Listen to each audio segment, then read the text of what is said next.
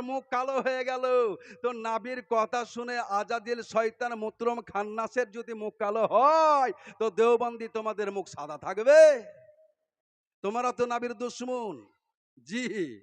তো আজকে আমরা জশ্নে জুলুস মানিয়েছি, আমরা জশ্নে ঈদ মিলাদুন নবী মানিয়েছি, আমরা নবীর আগমনের জন্য তৈয়ার হয়েছি, আর তাদের কলেজায় আগুন জ্বলে গেছে। বেরাদার সাবিন, আবু জাহাল, আবু লাহাব, তারা কে ছিল?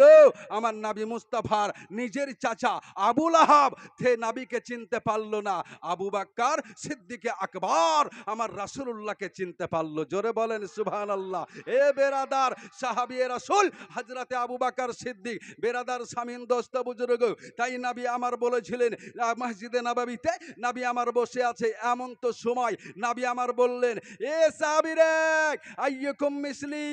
না সাহাবী বলে, ইয়া রাসূলুল্লাহ আমরা তো ভাষা কিছু বুঝতে পারলাম না।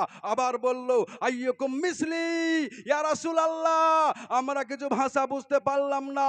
নবী আবার বললেন, আইয়ুকুম মিসলি, এ সাহাবীরা তোমরা কি আমার মতো হতে পারবা? সাহাবী বলে, ইয়া রাসূলুল্লাহ, ইয়া হাবিবাল্লাহ নবী গো, আমরা তো আপনার মতো হতে পারবো না। ইয়া রাসূলুল্লাহ আপনার মতো হতে পারবো না। বলে, কেন পারবে না?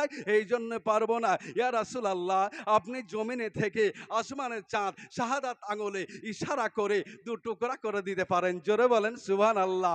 এ বেরাদার, এই জন্য আমি পারবো না।